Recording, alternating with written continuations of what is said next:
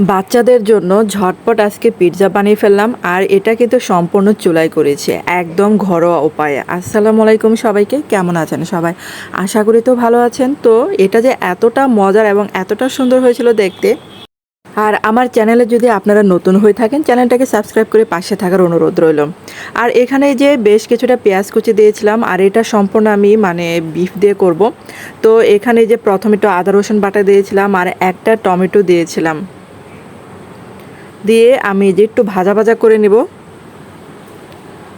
আর ফ্রিজের থেকে নামিয়ে দিয়ে দিলাম কিমাটা। তো কিমাটা আমি সকালে করে রেখেছিলাম। আর এই যেটা কিমাটা যখন একটু গলে যাবে তখন আমি বাকি মশলা দেব। আর এখানে হাফ চা চামচ দিলাম মরিচের গুঁড়া, হাফ চা চামচ ধনে গুঁড়া, হাফ চা চামচ দিলাম গরম মশলার গুঁড়া, আর হাফ চা চামচ দিলাম ভাজা জিরা গুঁড়া, তারপর হাফ চা চামচ দিলাম গোলমরিচের গুঁড়া। আর এখন দিচ্ছি স্বাদ মতো লবণ দিয়ে এটা কিন্তু আমি কিছুক্ষণ পর পর পানি দিয়ে একটু কষিয়ে নেব। যেহেতু গরুর মাংসের কিমা একটু সিদ্ধ হতে সময় লাগে, তার জন্য আমি কিন্তু একটু পানি দিয়ে সিদ্ধ করে নিয়েছিলাম।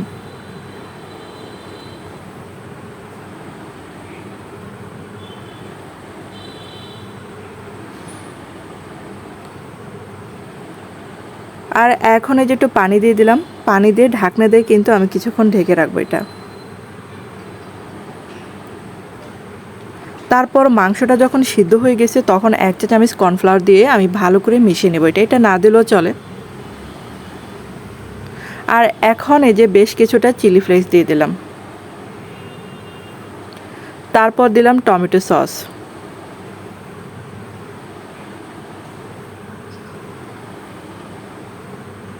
আর এই কিমাটা দিয়ে আপনারা আরও অনেক রেসিপি বানাতে পারবেন। তো আমি একটা দিয়ে কিন্তু 2টা রেসিপি করেছিলাম।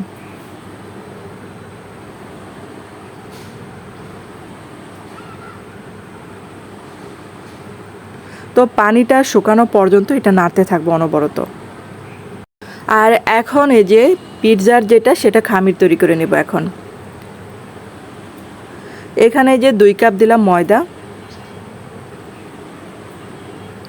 এখন সামান্য একটু বেকিং পাউডার দিলাম হাফ চা চামচের মতো, তারপরে যে 1 চা চামচ দিলাম চিনি, আর স্বাদ মতো লবণ, আর 2 চা চামচের মতো ইস্ট দিয়ে দেব। এখন শুকনো উপকরণগুলো ভালো করে মিশিয়ে নিতে হবে। তারপর সামান্য পরিমাণে তেল দিয়ে দিলাম। এখন এই যে কুসুম গরম পানি দিয়ে আমি একটা ডো তৈরি করে নেব।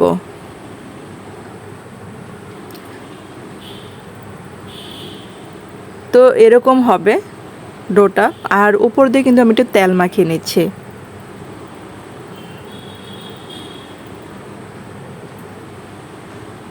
আর এটা কিন্তু আমি 10 মিনিটের জন্য রেখে দিয়েছিলাম চুলার কাছে। গরম অবস্থায় থাকলে এটা সুন্দর ফুলে যায়। এখন এই যে একটা প্লেট নিয়েছি স্টিলের, আর এখানে একটু তেল মাখিয়ে নিচ্ছি। আর এখানে যে কিছু ডো নিয়ে আমি যে পিৎজা বানিয়ে নেব এখন। তো হাত দিয়ে এটা করতে হবে, হাত দিয়ে করলে সবচেয়ে ভালো হয়।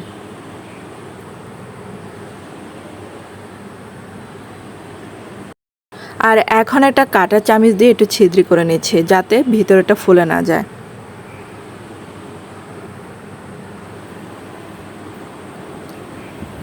আর এখন একটু টমেটো সস দিয়ে দিলাম এটার উপরে।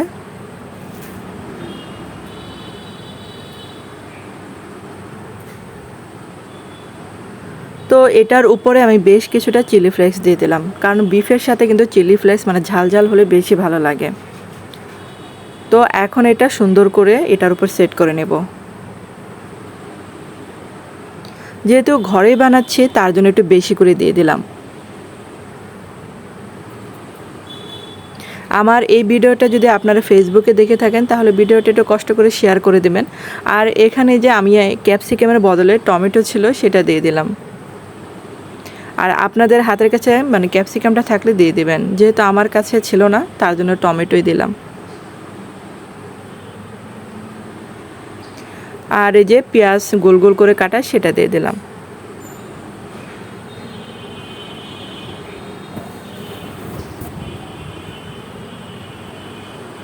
আর এখন এই যে বেশ কিছুটা চিজ দিয়ে দিব এটার উপরে।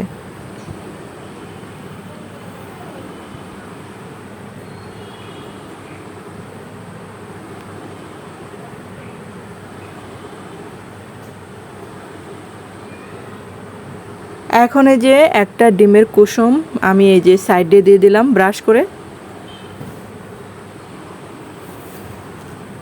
এটা অপশনাল, এটা না দিলেও চলে।